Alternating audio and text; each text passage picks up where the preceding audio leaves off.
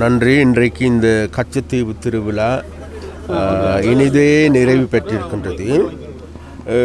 அதற்காக அந்த திருவிழாவினை மிகவும் வெற்றிகரமான முறையில் ஏற்பாடுகளை செய்த அனைவருக்கும் எங்களுடைய நன்றியை நாங்கள் தெரிவித்துக் கொள்கின்றோம். இது எங்களுடைய அரசாங்கத்தின் முதலாவது கச்சத்தீவு திருவிழா. அந்த திருவிழாவுக்கு நான் இரண்டாவது தடவையாக வருகை தந்திருக்கின்றேன்.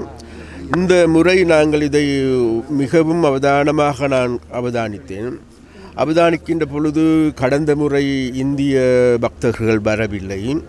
ஆனால் இம்முறை கலந்து கொண்டிருக்கிறார்கள். கலந்து கொண்டு நான் சுற்றி வர தேடி தெரிந்து பார்த்தேன். இதில் யாராவது இந்தியர்கள் இருக்கின்றார்களா அல்லது இதில் யாராவது இலங்கையர் இருக்கின்றார்களா? கிடையாது. இங்கே இருக்கின்ற மனிதர்கள் இருந்தார்கள். அந்த மனிதர்கள் எடுத்துக்கொண்டு அவர்களை முகங்களை பார்க்கின்ற பொழுது அவர் இந்தியரா அல்லது இலங்கையரா என்று கூட பார்க்க முடியாத அளவுக்கு, வேறுபடுத்த முடியாத அளவுக்கு, அந்த அளவுக்கு எங்களுடைய உறவு பலப்படுத்தப்பட்ட ஒன்று. அதனால்தான் எங்களுடைய தொப்புள் குடி உறவு என்று நாங்கள் அடிக்கடி கூறி வருகின்றோம். அதனால் அந்த வகையில் கடல் தொழில் அமைச்சர் என்ற வகையில்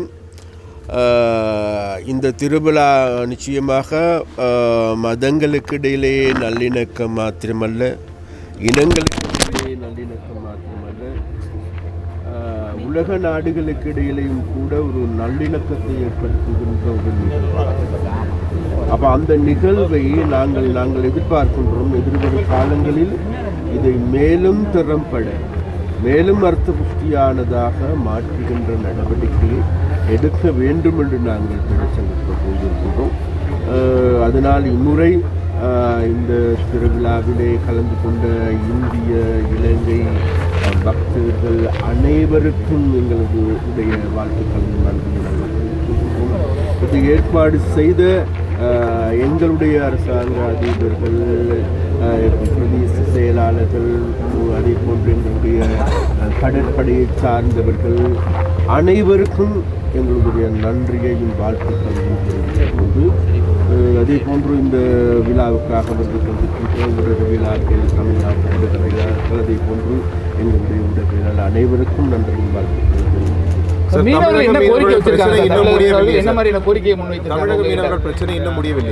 மீனவர்களுடைய நான் முதல்ல நாம் ஒன்று சொல்லிக்கொள்ள வேண்டும். நான் இன்று இந்த இடத்திற்கு வந்தது மீனவர்களுடைய பிரச்சனை பேசுவதற்காக. நான் வந்தது மீறியே இங்கே இருக்கின்ற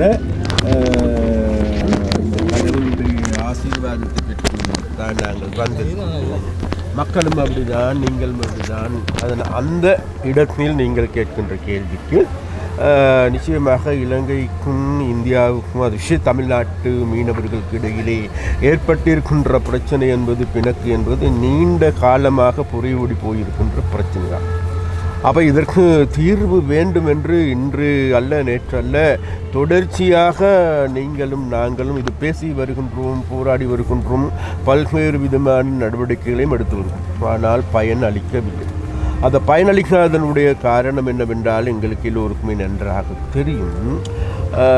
நாங்கள் வெறுமனே இந்திய மீனவர்களை கைது செய்வதற்கோ, அவர்களை தடுத்து வைப்பதற்கோ, அல்லது அவர்களை சிறையில் அடைப்பதற்கோ, போலீஸில் தடுத்து வைப்பதற்கோ எந்த விதமான தேவைப்பாடுகளும் எங்களுக்கு கிடையாது. ஏனென்றால் அந்த மீனவர்கள் என்பது சாதாரண கூலி தொழிலாளர்கள் என்பதில் மாற்று கருத்துக்கள். படகு உரிமையாளர்கள் வேறு யாராகவும் இருக்கலாம். இருந்த போதிலும் கூட அவர்கள் தான் இன்றைக்கு கைது செய்யப்பட்டு இன்றைக்கும் கூட ஒரு சில குறிப்பிட்ட தொகையினர் சிறையில் அடைக்கப்பட்டிருக்கிறார். அவன் சிறையில் அடைக்கப்படுவதற்கான காரணம் வேறு எதுவுமல்ல, உண்மையிலேயே எங்களுடைய கடல் பரப்பை அத்துமீறி வந்து தமிழ்நாட்டு ஒரு சில மீனவர்களுடைய படகுகள் பொட்டம் ட்ரோலிங் ஊடாக எங்களுடைய மீன்களை மாத்திரமல்ல, எங்களுடைய இறால்களை மாத்திரமல்ல, எங்களுடைய கடல் வளத்தையே நாசமாக்கி கொண்டிருக்கிறார். இப்பொழுதும் கூட எங்களுடைய ஆயர், யாழ்ப்பாண மறை மாவட்ட ஆயர் குறிப்பிட்டார்கள், இந்த நிலைமைகளே நாடு செல்லுமாக இருந்தால் நாளைக்கு எங்களுக்கு சுவாசிப்பதற்கு ஆக்சிஜன் இல்லாமல் போய்விடும்.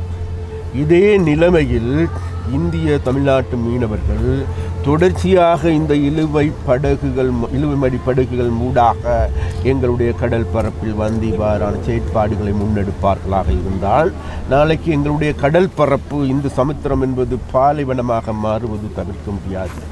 அதே போன்று இவர்கள் வருவது எங்களுடைய பலங்களை மாத்திரமல்ல, எங்களுடைய படகுகள், வள்ளங்கள்,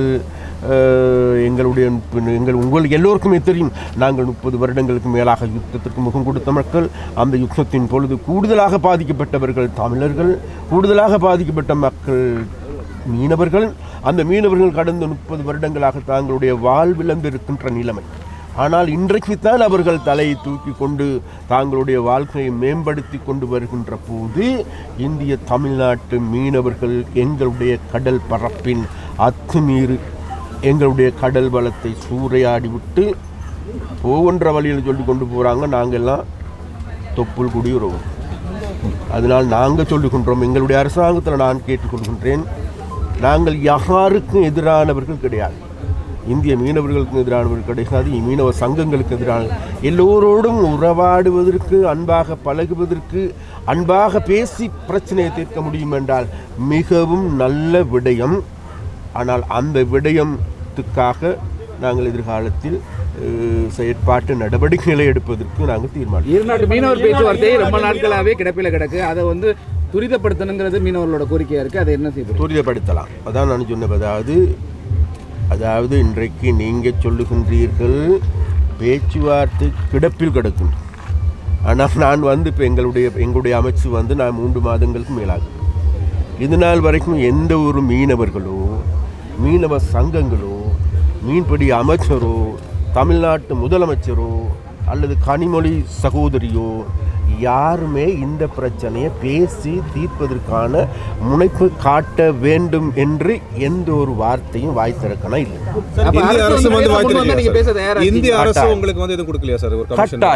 கட்டாயம் இந்திய அரசு உங்களிடம் கேட்டுச்சு அந்த மாதிரி பேசுறதுக்கு நாங்கள் தயார். பிஜேபி கவர்மெண்ட் ஸ்ரீலங்கன் கவர்மெண்ட் பேச்சுவார்த்தை நடத்திட்டாங்க. இந்திய அரசு பேச்சுவார்த்தைக்கு உங்களிடம் ஏதாவது கம்யூனிகேஷன் வச்சிருக்காங்களா? மீனவர் சமூகம், ஏன்னா புதிய ஜனாதிபதி பொறுப்பேற்றோன்னா முதல் பயணமா அரசு பயணமா இந்தியாவுக்கு தான் வந்தாங்க. டெல்லியில கூட மீனவர்கள் சம்பந்தமா பேசியிருக்குங்கிறத இந்திய அரசு வெளியிட்டாங்க. அது சம்பந்தமா உங்க கருத்து என்ன? நிச்சயமாக, அதாவது இப்போ இன்றைக்கு எங்களுக்கு தெரியும், எங்களுடைய ஜனாதிபதி அனுர்குமார் சனாயக் அவர்கள் முதலாவது பயணம் இந்திய நாட்டுக்கான பயணம். அதே போன்று நாங்கள் மிக தெளிவாக சொல்ல எங்களுடைய கொடுக்கல் வாங்கலாம் முதன்மையான இடம் வகிப்பது வேறு யாருக்குமல்ல, இந்தியாவோடு தான். நாங்கள் கூடுதலாக எங்களுடைய ராஜேந்திர உறவுகளை முதலில் மேற்கொள்வது, முதலில் கவனத்தை செலுத்துவது வேறு யாருமில்ல, இந்தியாவோடு தான். அதில் எந்த விதமான மாற்று கருத்துக்கு இல்லை.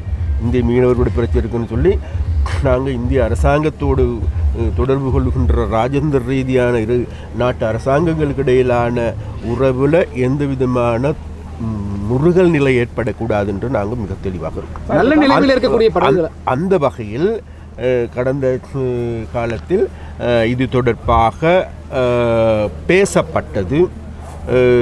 அதே போன்று அதன் பிறகு இந்திய தூதுவர்கள் வந்து பேசினார்கள்.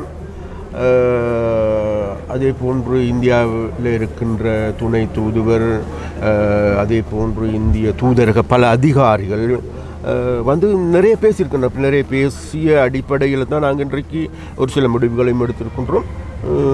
ஆனால் அவர்கள் யாருமே இந்த இருநாட்டு மீனவர்களுக்கு இடையிலே அல்லது இது ஏதாவது வேறு ஏதாவது பேச்சுவார்த்தையின் மூலமாக அல்லது இங்கே இருக்கின்ற மீனவர் சங்கங்கள் இது சம்பந்தமாக ஏதாவது கருத்து தெரிவித்தார்கள் என்று கேட்டால் அப்படி ஒன்றும் இல்லை. இருநாட்டு அரசாங்கங்களுக்கு இடையில் உறவு இது சம்பந்தமாக பேசப்பட்டு வருகிறது. இதற்கான தீர்வு என்ன? இதுக்கான தீர்வு வேறு எதுவுமல்ல. எங்களுடைய கடல் எல்லையை இந்திய ஒரு சில தமிழ்நாட்டு பொட்டம் ட்ரோலிங் செய்கின்ற மீனவர்கள் வராமல் இருப்பதே இதற்கான நீண்டு நிலைக்கக்கூடிய நிரந்தரமான தீர்வு. கொஞ்சம் அதே நேரத்தில் நான் சொல்கிறேன், நான் கேட்ட வேறு எதுவும் இல்லை. உங்களுடைய படகுகள் கேரளாவுக்கு செல்ல மாட்டாங்க, ஆந்திராவுக்கு செல்ல மாட்டாங்க, பக்கத்தில் இருக்கின்ற பாகிஸ்தானுக்கு செல்ல மாட்டாங்க. இப்போ நாங்கள் மாத்திரம் என்ன? அப்போ எங்களை மாத்திரம் ஏன் இப்படி பயன்படுத்துகிறீங்க? அப்போ நாங்கள் சொல்லிக்கொண்டோம், எங்களுடைய அரசாங்கத்தில் நான் ஒரு கடற்கரை அமைச்சர்ன்ற வகையில் சொல்லிக்கொண்டோம், மீனவர்கள் மீது நான் தமிழ்நாட்டுக்கு சென்ற அண்மையில் சென்றேன், ஒரு மாதத்துக்கு முன்னே சென்ற பொழுது அங்கே இருக்கின்ற மீனவர் சங்கத்தில் இருக்கின்ற எக்ஸ்போர்ட்டோட பலரோடையும் பேசும். அந்த நேரத்தில் நான் எங்களுக்கு தேவரஞ்சி ஸ்டாலின் அவர்கள் ஏதாவது பேச்சுவார்த்தைக்கு எங்களை அழைப்பார் என்று, அல்லது இந்திய தமிழ்நாட்டு அரசாங்கம் இது சம்பந்தமாக பேசும் இதுக்கு அழைப்பார்கள் என்று. ஆனால் அவ்வாறு அழைக்கவில்லை. நான் அங்கிருந்து வந்த அடுத்த நாள் சொல்லி இருந்தாங்க, இந்திய அதாவது இலங்கை மீனவர்கள், இலங்கை கடற்படையினால் இந்திய மீனவர்கள் பாதிக்கப்படுகின்றார்கள் என்று மத்திய அரசாங்கம் கடிதம் மாத்திரம் எழுதுகின்றார்கள். நாங்கள் சொல்லுகின்றோம், வேறு எதுவும் இல்லை. இது இந்த பிரச்சனை பேச்சுவார்த்தையின் மூலமாக தீர்க்க முடியும் என்றால் நாங்கள் இரு கரங்களையும் உயர்த்தி ஆதரவளிப்பதற்கு தயார். அதற்கு மீனவர்களும் இந்திய தமிழ்நாட்டு அரசாங்கமும் மத்திய அரசாங்கம் ஒரு உடன்பாட்டுக்கு வர வேண்டும். நாங்கள் பாட்டம் ட்ரோலிங் ஈடுபடுவது இல்லை, அது எங்களுடைய கடல் பலத்தை நாசமாக்குகின்றது என்ற முடிவுக்கு வரணுங்கிறத எங்கிட்ட நினைப்பாங்க. ஆனால் அதே நேரத்தில் மீனவர்கள் அதுக்கான கால அவகாசங்க கேட்குறாங்கல்ல. கால என்ன என்கிறோம், கால அவகாசங்கிறது இப்போ இன்றைக்கு நேற்றுலேயே இந்த பிரச்சனை, இன்றைக்கு நேற்றிலேயே இப்போ இன்றைக்கி நான் சொல்ல போனால் இப்போ இன்றைக்கி எங்களோட நாட்டெடுத்து 124 படகுகளுக்கு மேலே இருக்குது. தலைவருக்கு தெரியும், சரியா? எனக்கு அரசு உடமையாகப்பட்ட படகுகள், சரியா? அப்போ இன்னமும் அந்த மயிலட்டி துறைமுகம் தான் இருக்குது. அந்த துறைமுகமே இன்றைக்கி இயங்காத நிலையில் இருக்கிறது காரணம் கேட்டால் உங்களோட படகுகள் அங்கே நிறைஞ்சு போயிருக்கு. அப்போ அது தொடர்பாக நாங்கள் அடிக்கடி பேச்சுவார்த்தை நடத்தினோம். இது சம்பந்தமாக நாங்கள் டிமோல்ஸ் பண்ணுறதுக்கும் தீர்மானித்தோம். அல்லது ஏதாவது ஏலம் போட முடியுமாட்டா அப்படி நாங்கள் தீர்மானித்தோம். ஏலம் போடும் பொழுது அது உங்களுடைய சட்ட ஒழுங்குகளுக்கு முரணாக இருக்கின்றது. அப்படியாக முரணாக இருக்கும் உங்களுடைய சட்டங்களுக்கு முரணான வகையில் உங்களுடைய படகுகளை என்னத்தான் இருந்தாலும் இது அது இன்றைக்கி எங்களுடைய இருந்தாலும் கூட அதுகள் அவ்வாறு செய்ய முடியாது. அப்போ அதனால அந்த அவ்வாறான நடவடிக்கைகளோடு நாங்கள் எடுக்கிறோம். அப்போ அதுதான் இன்றைக்கு இருக்கின்ற நடைமுறை சாத்தியமான வேலைக்கு. சார், அந்த மீனவ சங்க தலைவர்கள் பின்னாடி தான் இருக்காங்க, அவங்கள்ட்ட நேராக தான் சொல்ல விரும்புகிறீங்களா? இல்லை, நேராக இப்போ இந்த சந்திச்சு அவங்களோட நேராக கதைக்கிறதுக்கு இருக்கிறோம். வேறு எதுவும் இல்லை. நான் ஒன்று சொல்கிறேன் என்னண்டா மீண்டும் சொல்லுகின்றவன் இப்போ என்ன நாங்களும் கூட ஒரு இந்தியன் ஒரிஜின், எங்களோட பாட்டன் பூட்டன்ல இருந்து எல்லாமே இந்தியர்கள் தான். அதுக்கண்டு சொல்லி இப்போ நான் இன்றைக்கு இலங்கை, அப்போ நான் இலங்கையினுடைய கடல் தொழில் அமைச்சர். அதனால் எங்களோட மக்கள் உங்களுக்கு தெரியும், உங்களுக்கு வல்வெட்டித்துறையில் இருக்கின்ற மக்கள், பிரபாகரன் சொந்த ஊர், பிறந்த ஊர், அங்கே இருக்கின்ற மீனவர்கள் என்கிட்ட வந்து சொல்கிறாங்க, ஐயா அந்த போன முறை வலை வாங்கினேன் அறுத்தறிஞ்சு போட்டு போயிட்டாங்க, இந்த முறையும் வாங்கினேன் அறுத்தறிஞ்சு போட்டு போயிட்டாங்க, ஐயா இதை நிப்பாட்டுங்க அல்லதுன்னு சொன்னால் நாங்கள் எங்களோட குடும்பத்தோடு சேர்ந்து இந்த கடலில் விழுந்து சாகுறோம். அப்போ இன்றைக்கி யாழ்ப்பாண மாவட்டத்தில் இருக்கிற மக்கள் இன்றைக்கு எங்களுக்கு ஒரு மெண்டேட் அல்லது மக்கள் ஆணை வழங்கியிருக்கின்றார்கள். அப்போ அந்த ஆணையை, மக்கள் ஆணையை பாதுகாக்க வேண்டிய பொறுப்பு கடப்பாடு எங்களுக்கு இருக்குது, எனக்கு இருக்குது. விசேஷம், நான் தான் யாழ் மாவட்டத்தினுடைய அமைப்பாளராகவும் இருக்கிறேன் எங்களோட அரசியல் கட்சி. நான் இன்றைக்கு நேரத்தில் 15 வருடங்களுக்கு மேலாக இந்த யாழ்ப்பாணத்தில் இருக்கின்றேன். அப்போ அங்கே இருக்கின்ற மக்களுடைய கோரிக்கை நீங்கள் உங்களுக்கெல்லாம் தெரியுது. இப்போ அதான் இந்த பிரச்சனை வந்ததன் பிறகு அங்கே இருக்கின்ற பெண்கள் கதறுகின்றார்கள், குளறுகின்றார்கள், எங்களுடைய கணவரை காட்டுங்கள் என்று கதறுகின்றார்கள். ஆனால் அதுகள் உங்களோட வீடியோக்கள் ஊடாக வெளியில் வருது. ஆனால் எங்களோட பெண்கள் கதறுகின்றார்கள். யாழ்ப்பாணத்தில் எடுத்துக்கொண்டீங்கன்னா 100க்கு 28,000க்கு அதிகமான பெண்கள் தலைமையிலான குடும்பங்கள், யுத்தத்தால் கூடுதலான பெண்கள் மீனவர்கள். அப்போ அவருடைய வாழ்க்கைக்கும் இடிவீழ்த்துகின்ற வேலையே இன்றைக்கு ஒரு சில இந்திய மீனவர்கள், எல்லாரும் இல்லை, ஒரு சில இந்திய மீனவர்களுடைய செயற்பாடு இருக்குது. அதை நிறுத்துவோம் தான் நாங்கள். தமிழ்நாடு கவர்மெண்ட் பேச்சுவார்த்தைக்கு வந்தால் உடனடியாக நீங்கள் ஓகே மட்டும் வர சொல்லுங்க. இந்திய மீனவர்களோட முக்கிய கோரிக்கையா அவங்க நல்ல நிலையில் உள்ள படகுகளை எங்களுக்கு மீட்டு கொண்டு வர, நல்ல நிலையில் இருக்கின்ற படகுகளை மீட்பதற்கான தலைவரும் கூட சொன்னார். அதான் நானும் கூட சொன்னேன். என்னன்னு கேட்டால் அங்கே இருக்கின்ற ப்ரொசீஜர் ஒன்றுக்கு தானே நாங்கள் என்னன்னு கேட்டால், இப்போ இன்றைக்கி நாங்கள் சொல்லுங்களேன், உங்களோட நாட்டில் ஒரு கைது செய்யப்படுறார். கைது பண்ணி நாங்கள் விரும்புகிற நேரத்தில் நீங்கள் விடுதலை செய்வீங்களா? இல்லை.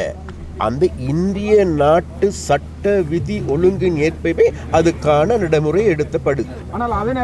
இல்லை, அதே நேரத்தில் தான் அதே போன்று தான் நாங்களும் சொல்லிக் கொண்டோம். எங்களோட நாட்டினுடைய சட்ட விதி கோவைகளுக்கு அமைய உங்களுடைய படகுகள் விடுதலை செய்யப்பட்டிருக்குமாக இருந்தால் நிச்சயமாக அவர்களை மீள கையளிப்பதற்கு நாங்கள் தயார். இன்றைக்கும் கூட எனக்கு ஞாபகம் இருக்குது, 24 படகுகளுக்கு மேலே கொண்டு செல்வதற்கான அனுமதி வழங்கப்பட்டிருக்குது.